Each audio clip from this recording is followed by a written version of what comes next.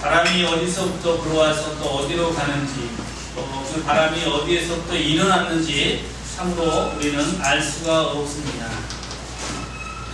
하나님께서 천지를 만드신 그 모든 사건들을 통틀어서 보면은 하나님께서 만드신 그 모든 것들 하나하나가 참으로 신묘막측하다, 매우 기이하고 매우 오묘하다라는 것입니다.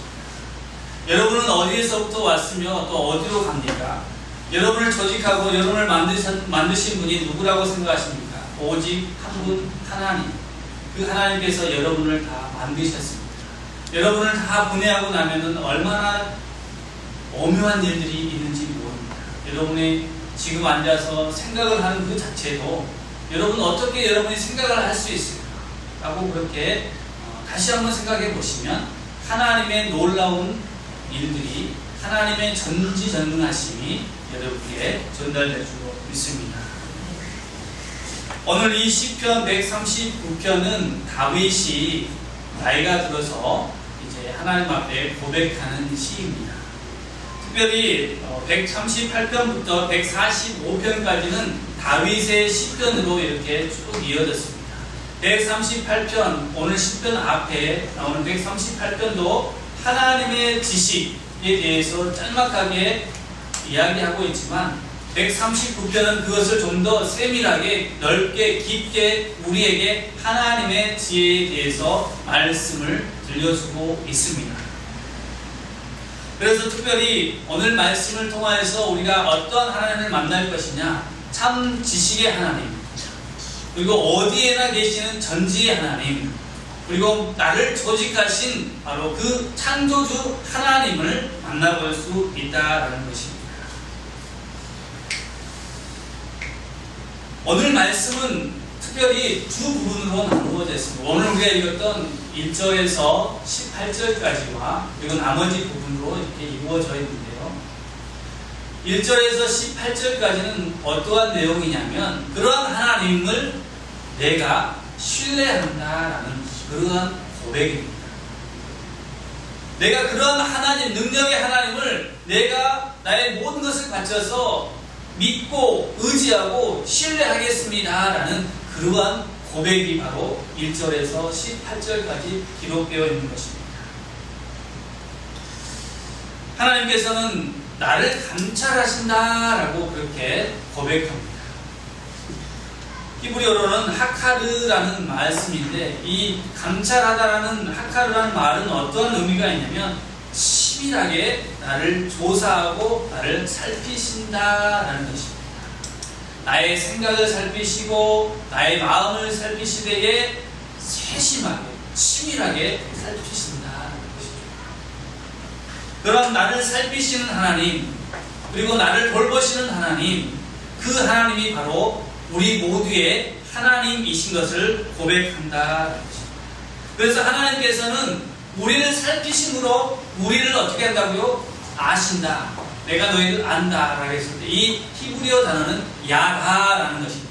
부부가 결혼했을 때에 서로 안다라는 의미로서의 야다라는 그런 의미를 쓰고 있는데 이것은 온전히 알아가는 것입니다. 온전히 안다라는 것이죠. 우리는 사람을 만날 때에 처음에 만나서 첫 인상을 보죠. 그리고 나서 그 사람을 판단합니다. 그러나 어떤 때는 첫 인상과 만남을 통해서 만나는 그 사람이 전혀 다른 것을 알게 됩니다. 그러나 하나님께서는 우리를 안다라고 했을 때에 우리의 첫 인상뿐만 아니라 우리 영혼 깊숙이 있는 모든 것까지도 하나님께서는 다 아신다라는 것입니다. 여러분의 인생을 다 알고 여러분의 생각을 알고 여러분이 어디로 가는 것을 다 알고 어디로부터 왔는지를 다 아시는 분이 누구라고요? 하나님이십니다. 특별히 오늘 시편을 썼던 다윗은 어떠한 사람입니까? 여러분 다윗은 너무나도 유명한, 그렇죠? 통일 왕국의 제2대 왕으로서 다윗은 목동이었습니다.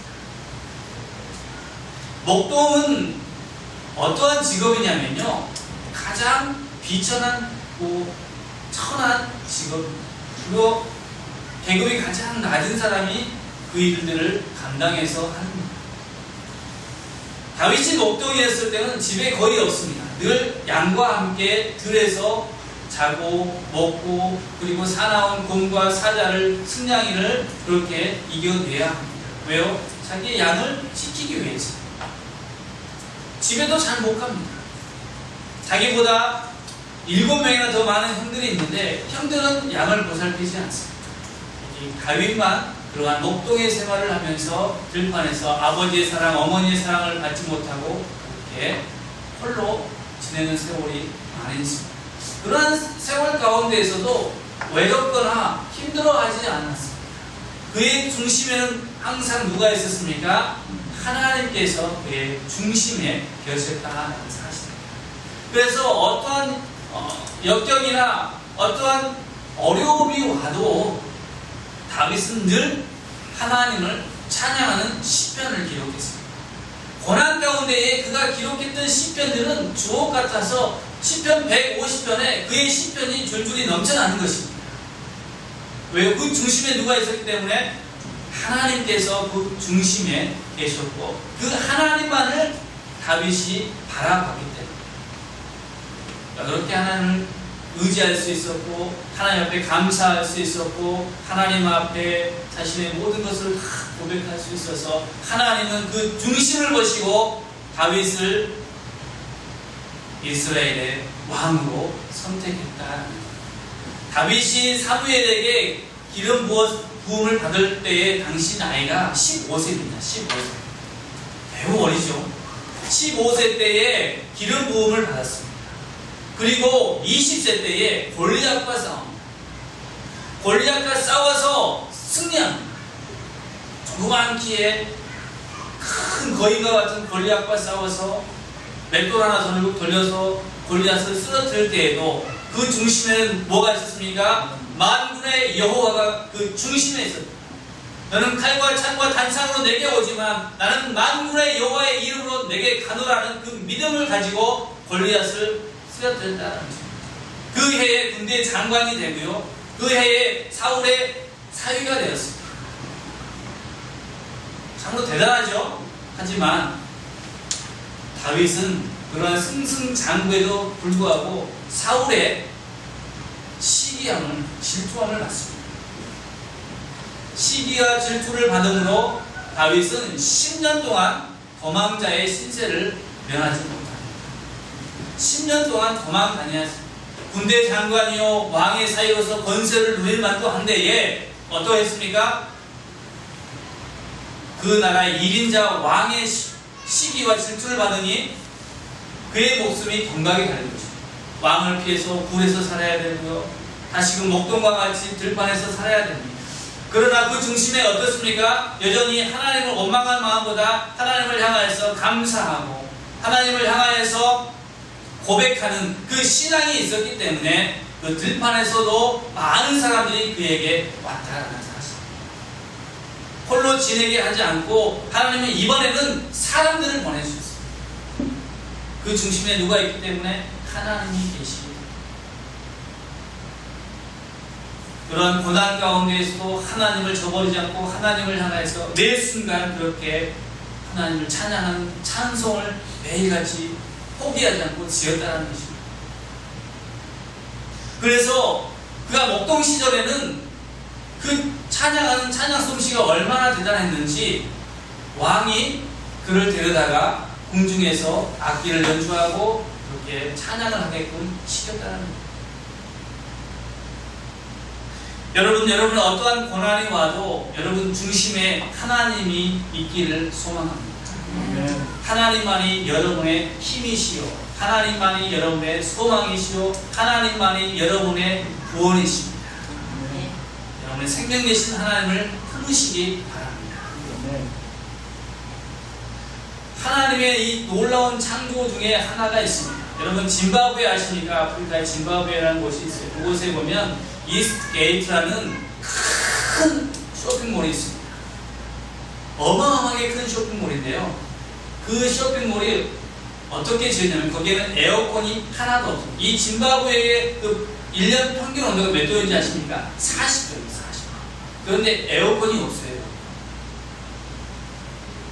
안 놀라시네요? 그 뜨거운 곳에 에어컨이 없다는 건 놀라야 되는데 근데 그 건물이 에어컨이 필요 없어도 시원함을 유지할 수 있도록 그렇게 지어졌습니다. 지붕에는 60개의 구멍이 뚫어져 있고요. 또 바닥에도 그렇게 60개의 구멍이 뚫어져 있습니다. 그런데 그것을 지은 사람이 어디에서 아이디어를 얻었냐면 흰 개미집에서 아이디어를 얻었어요. 흰 개미는 0.6cm입니다. 0.6cm인 그 흰 개미가 몇 미터의 집을 짓는지 아십니까? 6m. 굉장히 높죠? 6m나 되는 집을 지어요.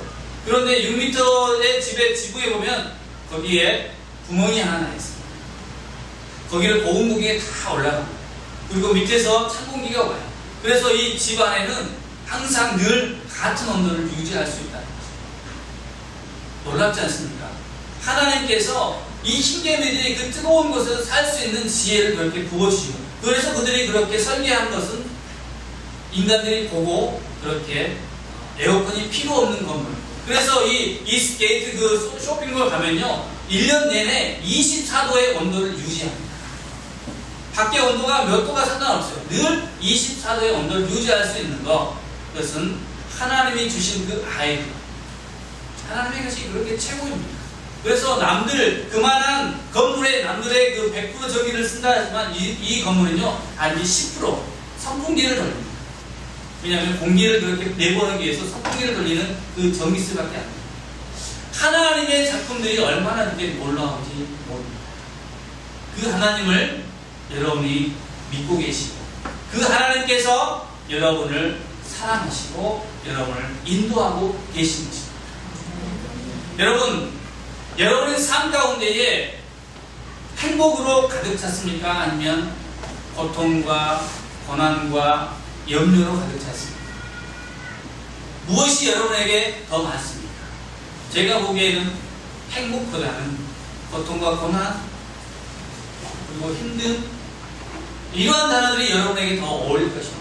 그런데 우리의 삶은요, 고통일 수밖에 없습니다. 그것을 분명히 아셔야 돼요. 그 고통을 피하려고 어디로 나아가지 마십시오. 그 고통을 그냥 받아들이십시오. 그리고 그 고통 가운데, 고난 가운데 하나님께 그 일들을 맡겨드립니다. 하나님께서 그 일들을 넘어가게 하신다. 다윗 왕은요, 49세가 되기 전에 그 주변에 있는 모든 것들을 다 정리했습니다. 그래서 그 주변에 있는 모든 나라들이 다윗을 두려워하고 조공을 바치게끔 49세에 그것을 다 이루었다는 거예요. 그리고 49세가 되는 그 해에 무슨 일이 있었습니까? 밧세바하고 가늠 사건이 일어납니다. 고난 가운데에서는 하나님을 바라보고 하나님 앞에 기도하고 찬양하고 했던 다윗이 온 나라가 안정되고 평안할 때에 하나님을 바라보지 못하고 누구를 바라봤습니까? 여인의 몸뚱아리를 바라보면서 어떻게 했습니까? 밧세바와 가늠하고 우리아를 죽게 나가고, 그래서 나간 선지자로부터 저주를 받고 그 죄에 대한 값을 톡톡히 치러야 했습니다. 그리고 나서 이제 몇 년 후에 아들 압살롬이 이 다윗 아버지를 반역합니다. 그리고 아버지를 죽이기 위해서 뒤쫓아오는, 그리고 먼지를 집어쓰면서 도망가야 하는 다윗의 신세였습니다. 그러는 와중에 이제 이러한 시편이 나오고 있는 것이죠. 다윗의 노년 가운데. 어찌 보면 평안함보다도 그러한 고난이 하나님과 함께하며 더 행복한 시간이 아닌가. 다윗을 보면 그렇다는 것입니다. 우리도 마찬가지 아니겠습니까?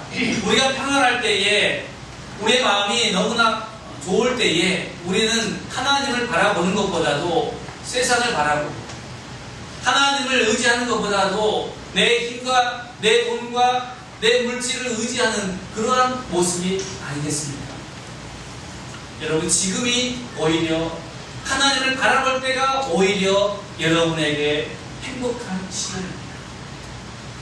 외부적으로는 고난과 고통과 힘든 것들이 있지만 내 내면 안에서는 누구를 바라보기 때문에요? 하나님을 바라보기 때문에 오히려 이것이 우리에게 더 유익한 일입니다. 우리에게 하나님이 없다라면 우리는 너무나도 슬픈 삶을 살 수밖에 없고 소망이 없는 삶을 살 수밖에 없습니다. 그래서 오늘 다윗은 하나님께서 나를 아시는데 내가 주를 피해 달아나려고 했다는 거죠. 너무나 고난이 심하니까 주를 피하고 싶다. 하나님을 피하고 싶다는 거예요. 그래서 내가 이 지옥에도 음부에도 내가 자리를 펴서 그곳에 가보고 하늘 높이도 가보고 바다 끝까지도 가봤지만 하나님은 거기에도 여기에도 계신다 라고 고백할 수밖에 없는 것입니다. 요나 선지자를 너무나도 잘 알고 있습니다. 하나님께서 너는 니느웨에 가서 내 말을 증거해라 라고 그렇게 했는데 요나가 어떻게 했습니까? 요바로 가서 배를 타고 멀리 끝까지 땅 끝까지 가서 하나님을 피해보고자 했습니다. 그래서 배를 타도 갑판 위에 있지 않냐고 배 밑바닥에서 자리를 깔고 누워 자고 있었어요. 어떠한 일이 일어났습니까? 그가 배 밑바닥에 잠을 자고 있을 때 하나님께서는 배를 흔들기 위해서 폭풍을 비바람을 그 배에 보냈습니다. 사람들은 영문도 모른 채 그 모든 짐들을 바다에 다 버려야 했고 이제는 사람 한 명 한 명씩 바다에 던져 놓을 때에 배 밑바닥에서 자고 있는 요나를 발견하게 됐습니다. 하나님은 그 요나를 깨워 흔들었습니다. 그리고 요나를 물고기 뱃속에 던져놨습니다. 3일 동안 요나는 회개하고 하나님 앞에 부르짖었습니다. 하나님 죄송합니다. 내가 하나님을 피한다고 했지만 하나님께서는 거기에도 계십니다. 하나님, 이 물고기 뱃속에도 계신 하나님, 나를 다시 한번 기회를 주셔서 니느웨에 가게 해주십시오. 물고기가 요나를 토해내고 어땠습니까? 아수르 수도 니느웨에 12만 명이나 되는 사람들을 건져냈다는 것입니다. 하나님을 피하려고 배 밑바닥으로 들어갔을 때는 주위에 있는 모든 사람들을 다 힘들게 했다는 거예요.